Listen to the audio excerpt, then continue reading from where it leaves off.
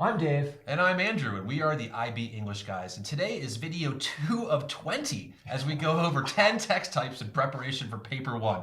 Mr. Giles, tell us a little bit about that last text that we looked at in our previous video. Yeah, we have a letter written in 1915 by a 60-year-old journalist and diplomat named Walter Page, and he's writing a letter to his infant grandson at Christmas time. Yeah, it's a funny letter. It's full of sarcasm and humor, but it is philosophical at the same time, and it really gives us some interesting insight into 1915 and what's Absolutely. happening. I like to think about 1915. Now, World War I started in 1914. And so the world is at war. We also want to think about, this is a time of industrialization. This is a time of lots of growth.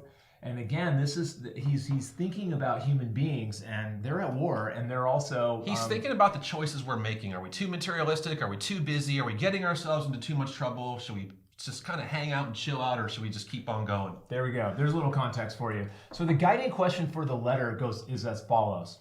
How does the author use language to evoke an emotional response in the reader? Okay. This is our guiding question. So language, that opens up a ton of opportunities, and I know I want to pin it to this emotional response, so I need to think about different types of emotions and how I might link those in. Yeah, that's right. So we want to really think about that when we're making our outline. Yeah, keywords, language, and emotion. That's it. Okay, so the thesis, why don't you read the thesis for us? Sure. Our student wrote, ultimately, through the use of clever language, Page evokes a myriad of emotional responses from his readers. He claims that adults can learn much by observing infants. If adults are able to observe a life of simplicity, avoid envy of others, and avoid ingesting poisons that contaminate the soul, one can lead a gratifying and fulfilling life. Holy cow, Mr. Giles, how many sentences is that? That's a couple sentences, but again, paying close attention to the guiding question and talking about the emotional responses in the readers. And again, I like how the writer is actually thinking about the Walter Page's thesis, and he's letting Walter Page do the arguing. This is what Walter Page argues. Shows he understands the text. You want to show that strong relationship between the author and the audience. We talk about that often. Okay, Giles, so let's look at the rudimentary outline and see what the student or how the student's going to organize. Right, and I can see already that he's letting whoever wrote this is letting the structure of the letter guide his thinking. So smart choice. Yeah, smart choice. It's got an introduction to talk about first the similarities between the infant and this elder statesman.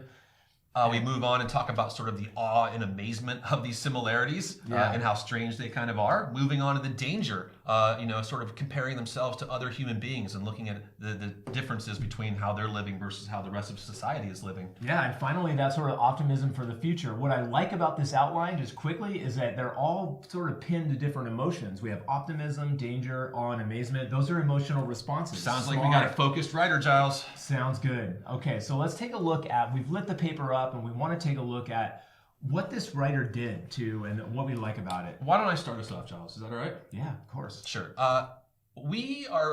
Mr. Giles and I, we like a little bit of voice in the intro. So we encourage our students to do that. We typically see a sentence or two at the beginning, and we see that here. Sort of a statement about sort of how that's odd that an American diplomat and a 1-year-old infant could have something in common. That's strange, that's odd, and I think that's nice to kind of lead with that sentence. Yeah, and again, paying attention to the date and the fact that this is a humorous letter, this shows that, again, that understanding, and again, thinking about the multiple readers of like the multiple audiences. Yeah, I like that phrase, aim primarily at. I think that's another way of saying, that the target audience is. I think that's a skillfully written sentence, okay? And then when we see the purpose, of course, with the purpose of entertaining, informing, and educate. So we've got the audience, and we have 3 different purposes that the letter is fulfilling. I think the writer's off to a great start. Yeah, and then it has that strong thesis that we've already unpacked that has the language of the guiding question. That's really smart. Folks, please embed the language of the guiding question into your thesis.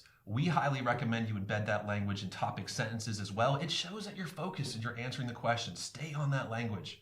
Yeah, so the first body paragraph, again, is that showing that connection between the similarities between the statesman and the reader. This is the purpose of the paragraph. And again, notice the word evoke trust. This is the emotional response. Yeah, very smart. But, Mr. Giles, we always encourage our students to ground their paragraphs in ideas, not features. You rarely see a whole paragraph about features in our writers.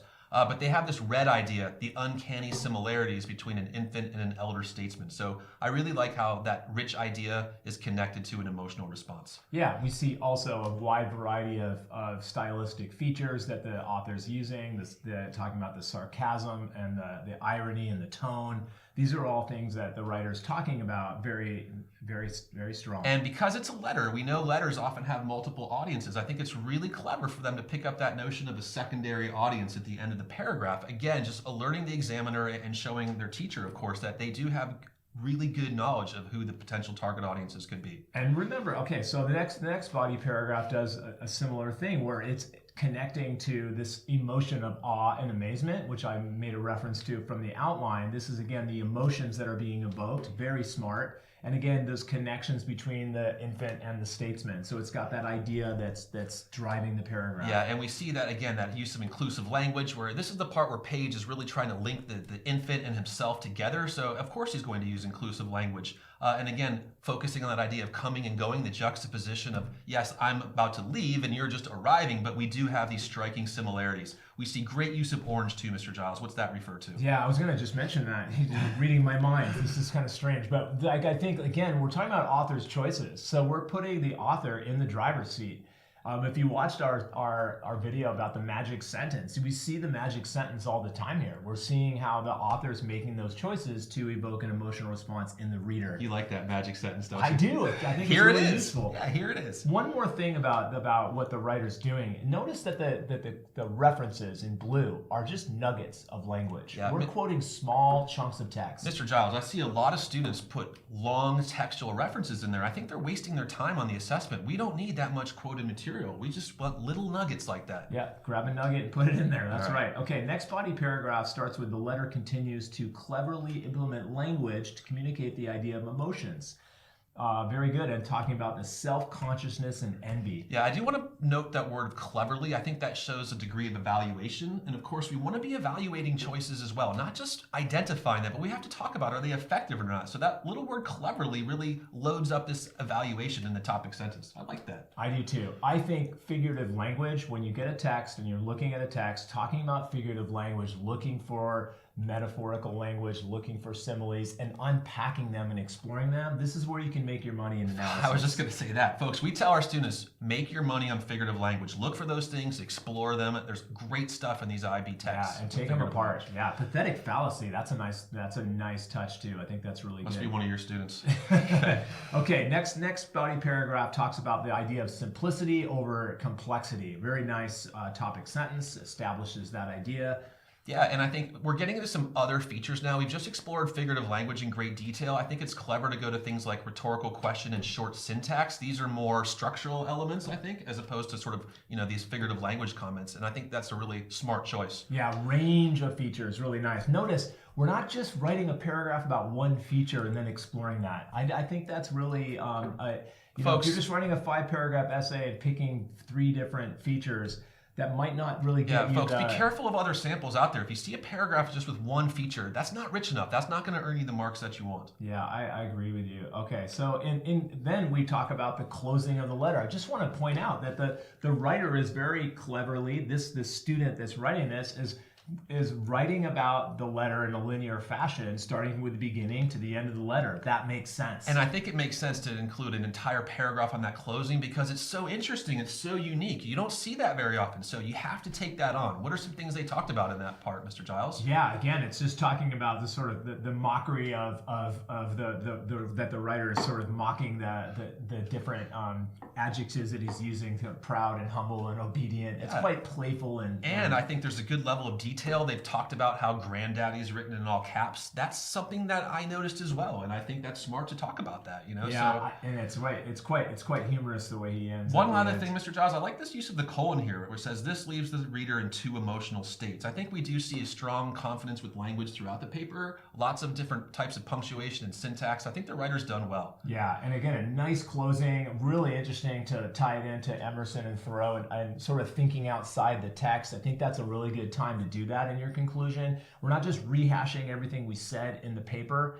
we're actually thinking about the richer idea here is about how we live our lives. That's, to me, shows really rich knowledge. Yeah. Final comment, Mr. Giles, this word count comes in around 1,200. And that might seem like a lot to some of you out there, but we're showing you a very strong paper right now, a paper that we as examiners and team leaders, we're confident this is a 7. Our students can write this paper in the allotted time. We've seen them do it many times. 1,200 words is a pretty good target for our students. But of course, we're all working at different levels. Right. You aim for your level. That's right. This is possible. We've seen this done many, many times. People write at different paces. We like the 10-minute paragraph. This is a good thing to practice. Just take an idea, take a paragraph idea, and see if you can write it in 10 minutes. And again, if you can string together 6 10-minute paragraphs, you've got yourself a 1,200 word paper. Yeah, you've got a strong paper.